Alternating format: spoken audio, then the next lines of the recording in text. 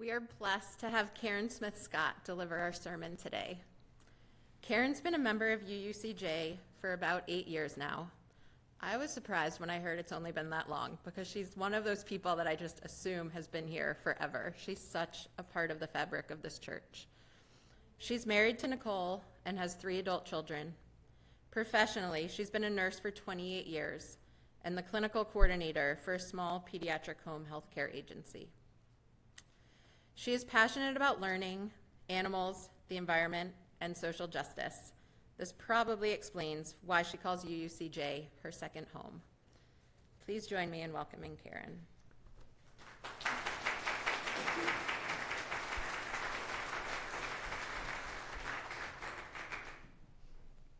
Good morning. I am, oh crap, I'm sorry, hold on just one second. Good morning, Superheroes Coalition on-call line. This is Wonder Woman in your pajamas. How can I help you? That's what I'm here for. No, there's nobody here but me. Yes, I'm sure. What am I wearing? Yeah, I'm wearing my pajamas. Why? Oh, they're hard to fly in. That's okay, I can't fly anyway. No, I can't leap tall buildings in a single bound. To be honest, I'm not sure I could hop over a cinder block with a running start.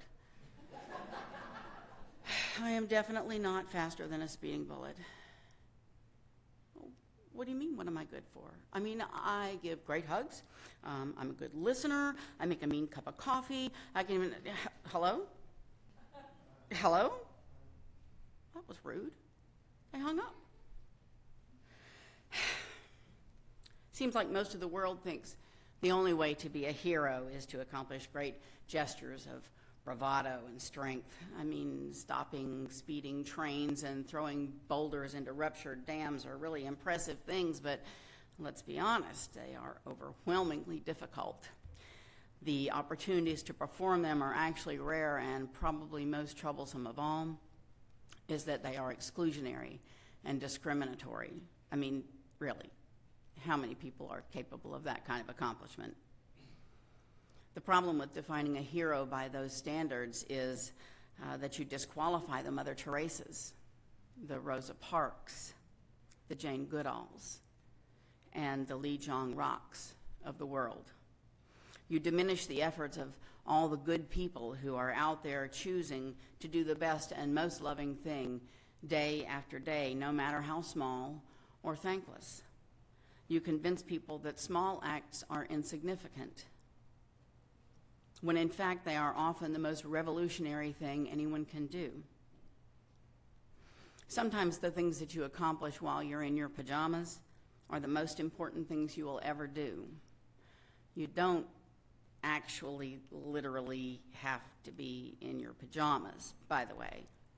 What I mean about being in your pajamas is that these are things that you will do naturally as an extension of who you are in a human being. And that's the key. It's not about being a human doing, because sometimes the doing distracts us and gets in the way. The secret lies in being a human being. That is where we will all do our best work. So, how does one go about making a real difference in today's world? It starts with identifying the problem in the first place. You see, runaway trains and burst dams really don't cause as many problems in the world as hatred, inequality, poverty, hopelessness, racism, misogyny, or greed. The bigger problem lies in the fact that we tend to define the world as us and them. We are in the us camp, of course, and we have all the rights, and everything we fight for is reasonable. But we relegate them into another camp. It is a camp where they are just asking for too much. They don't speak our language, they don't think like we do, their customs are strange, they eat weird food, they look different, they make us uncomfortable. They are the problem. They need to be managed. They are the other. If you want to know the real scope of these problems, you need look no further than your local news or your daily internet feed. The stories are endless and horrifying. Sometimes these stories spark an idea, and that spark catches and becomes a flame, and that flame turns into a bonfire, and suddenly the whole world stops and takes notice. Just such an event happened shortly after the presidential election of 2016. I'm talking about the Women's March on Washington. I was lucky enough to go to that event, and experiencing that forever changed who I was as a person. But let me be honest with you, that was not something I could do in my pajamas. It took a tremendous amount of effort and time and money and energy. It was life-changing and amazing and more exhausting than I can even begin to express. And the march was just the beginning. It was a huge spotlight on an overwhelming number of problems. It highlighted the fact that the world was on fire and there was so much to be done. It launched the spirit of intersectionality and reminded us that we are stronger together than we are apart. It forced us to really look and listen to the cries of our sisters. It convicted us to raise up the voices of the oppressed and to recognize that they have a right to be heard. The good that still flows from that event is awe-inspiring, but as much as I came back from that march inspired and awed and determined, I am human enough to admit that within a few months of the march, I began to feel depressed and overwhelmed and insignificant. I kind of fell into a hole, in a sense, wondering what in the world I could do that would even make a dent in the problems and not cause me to go broke or lose my job or my sanity or my family in the process. It was about that time that I ran across a little fable that I had heard a few years before and forgotten about. It goes like this. One day, a farmer's donkey fell into an abandoned well. The donkey cried piteously for hours on end as the farmer and his neighbors tried to decide what to do. After much deliberation, they decided that the animal was just too old to save. It wasn't worth the effort to save the donkey, and the well needed to be filled in anyway. So the farmer and his neighbors all grabbed shovels and began to shovel dirt into the well. At first, the donkey realized what was happening, and he cried horribly, but soon, to everyone's amazement, the donkey became quiet. The farmer and his neighbors had no idea why. After a little while, the farmer finally looked down into the well, and to his amazement, the donkey was still alive. In fact, with every shovelful of dirt that hit his back, he would shake himself off and then step up onto the dirt, which was now under his feet. As the farmer and his neighbors continued to shovel dirt on top of the donkey, he continued to shake it off and step up until eventually, to everyone's astonishment, the donkey stepped out of the well and trotted off happily. This story reminded me of two truths, which honestly were probably not the original intention of the story. The first one is that the world will often look at a problem, deem it unworthy of the time and expense and effort to fix it, and instead just try to bury it. But this does not mean that they will succeed. And the second one is that sometimes we all find ourselves stuck at the bottom of the well and we don't know how to get ourselves out. And when that happens, it's okay to cry and feel scared. But when the world, or even your own sense of inadequacy, tries to bury you in that place, it's time to act more like a donkey and less like an ass. So that brought me to the place where I had to make some decisions about how to affect some real change and real movement in the world, and to do it in a way that was realistic and obtainable and respectful of my humanity. I started by taking a good, long look at myself. I learned something very important in that exercise. All of the actions in the world aren't worth a hill of beans if my intentions aren't right. I had always thought that my intentions were the least of my problems. I always thought I was a pretty good person. And I was. Pretty good. But I realized sometime during that something that kind of surprised me.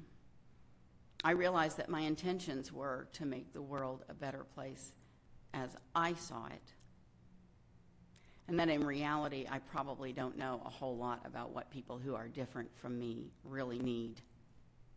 I found out that maybe, just maybe, I don't know everything, and I don't have all the answers. Shocking, I know. It stung a little bit, just a little bit. I came to understand that I needed to look at things from other people's perspectives. I needed to learn how to listen, how to be open and vulnerable and humble, to let myself learn something from everyone that I met. The really odd thing about coming to this place for me was that I wasn't already there. I mean, I have been othered for a good portion of my life, so I know what it feels like to be different.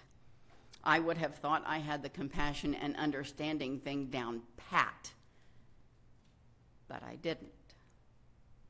And that's the point. We don't know what we don't know until we start looking for it. Much like the story Katie shared in the opening message of the summer series, where she told us about giving an apple to a homeless man on the side of the road and feeling so good about it, and then so perplexed and irritated when he tossed that apple away. It was only later she realized that an apple may not be a kindness to someone with no teeth. The intention was good, but short-sighted, and so it missed the mark. And I knew that I was missing the mark. I desperately wanted to do better, to be better, but I wasn't really sure how. I had thought I was already doing the right things. I mean, what more could I do? I was already doing so much. The answer came in a quiet moment, in a moment when I stopped the busyness of doing and entered the quiet space of just being. In that space, I had the time and the presence of mind to see and hear things that all of my doing was drowning out. I'm not suggesting that everybody should stop doing everything. Far from it. There is still so much to be done. But it is when we get still that we can see things more clearly. It was in this space that I began to realize something about myself that changed how I saw the people around me. I've always kind of considered myself to be a square peg kind of person in a round hole sort of world. No matter how hard I tried, I could not make myself fit in. If I tried to force my square peg self down through that round hole, I would scrape off important parts of myself in the process. It would leave me wounded and bleeding, but most of all, incomplete. To fit in, I might have torn off the most valuable and wonderful parts of myself and left myself feeling inadequate and insecure. Did that mean I was forever doomed to be an other, an outsider? Thankfully, no. There was a way to become part of the whole, to fit in a way that was healthy and respectful and didn't ask me to chop off parts of myself that I needed and loved. Instead of subtracting my corners, I could add to myself, enrich and expand the flat sides of my square by drawing others in. I could literally make myself well-rounded so that instead of losing, I would gain. Mahatma Gandhi once said, "The true measure of any society can be found in how it treats its most vulnerable members." And it's true. If you want to see who someone really is, look at how well they treat those around them. Look particularly at how they treat those with less privilege, those who are difficult or different or odd or easy to prey upon. My own solution to the shortcomings that were causing me to miss the mark started by making space in my life for other people, specifically for people who were different than me. I had to clear away a lot of clutter in my life so that there was space available. And so I committed to getting rid of my fear and my ignorance and my arrogance and my assumptions. Incredibly, doing that left a people-shaped hole in my life that needed to be filled. So I began practicing the art of intentional eye contact. There is something undeniably powerful and almost magical when you really look into another human being's eyes. There are messages in those moments that can never be put into words, but strangely, they almost always lead to words. And then small kindnesses begin to appear. Respectful questions are asked. Experiences are shared. The next thing you know, the person that used to seem so different from you is suddenly much more like you than not. When you stop and listen to another person and you let them tell you and show you who they are, and you do the same for them, the great divides between you begin to melt away. It changes you both for the better. Just a few days ago, a friend of mine, Mike Vatter, told a story on Facebook about an encounter he had had. He said, sometimes it just takes a little thing to reset your perspective. The last few days have been really tough on me for myriad reasons. I've been pretty down. Today, my friend Greg Stratton told me to find some time to make myself happy today. My mom, Linda Vatter, and I talked on the phone for about an hour while I ran errands. We caught up and laughed about stupid stuff.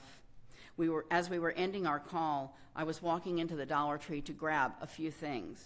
A young man, maybe 20 years old, was sitting on the sidewalk with a small sign. He called out to me, "Excuse me, sir," as I entered the store. With my phone to my ear and my hand on the door, I did not respond. My mom and I said our goodbyes, and I did my shopping. On my way to the checkout area, I grabbed a loaf of bread, a Pop-Top can of Spam, a Pop-Top can of beans, and I paid for those items and put the food in a separate bag. As I exited the store, I spied the young man. He had moved to a shaded area a few feet away. I walked over and said, "Hi." He looked up and he looked up and said to me, "I'm so sorry I interrupted your phone call." I smiled and told him it was okay. I handed him the bag of food and told him I never carry cash, but I was happy to help. He thanked me. I wished him luck. As I walked away, he called out again, "I'm sorry about the call." I stopped and turned around. I smiled and walked back to him, and I said, "Please don't worry about it. I was just talking to my mom, and we were wrapping it up." He said, "Yes, sir. Thank you, sir." I knelt beside him and asked if there was anyone he needed to call. He looked surprised and confused. I took out my phone and held it between us, unlocking it with my fingerprint as he looked at me. "My mom, I guess," he said. He told me the number. It was a 972 area code. Dallas. It rang, and I handed him the phone. I stepped away while he spoke. I kept my eye on him without imposing. When I saw him in the call, he was wiping tears from his face. He handed my phone back to me and thanked me through more tears. I took my phone and asked him if he was okay. He could only nod as he wiped away more tears. I wished him luck as I walked away. As I sat in my car, I thought about how lucky I am that I can still call my mom anytime. And I also realized that I felt personal happiness for the first time in days. There is a name for that kind of happiness. It's called connection. It's what we've been pursuing all through this summer series and what I most want you to take with you as it ends. Connection is what makes us neighbors. It's what makes everything work. The old saying, "Money makes the world go round," got it all wrong. It's not money. It's connection. It's your heart. I mean, not that there's no truth to the money thing, though. One of our sources, the Christian Bible, says in Matthew 6:21, where your treasure is, there will your heart be also. I'd like to propose that, with all due respect, Matthew got it backwards. It should read, where your heart is, there will your treasure be also. Your treasure is not just your money, because let's face it, not everyone has the means to financially support everything that their heart becomes connected to. But the treasure of your time, your compassion, your energy and support, and your gifts of love and dignity will be the natural consequences of allowing yourself to become connected to the human beings around you, to see people, to hear people, to love people. So, thinking back on the traditional idea of a superhero, I have a question to ask. Which idea is more valuable? Stopping a speeding train, or inspiring the world to stop driving the train so fast and so recklessly? You can be the person who throws the boulders, or you can be the kid in their pajamas with a pocket full of pebbles. It's hard to carry a boulder around.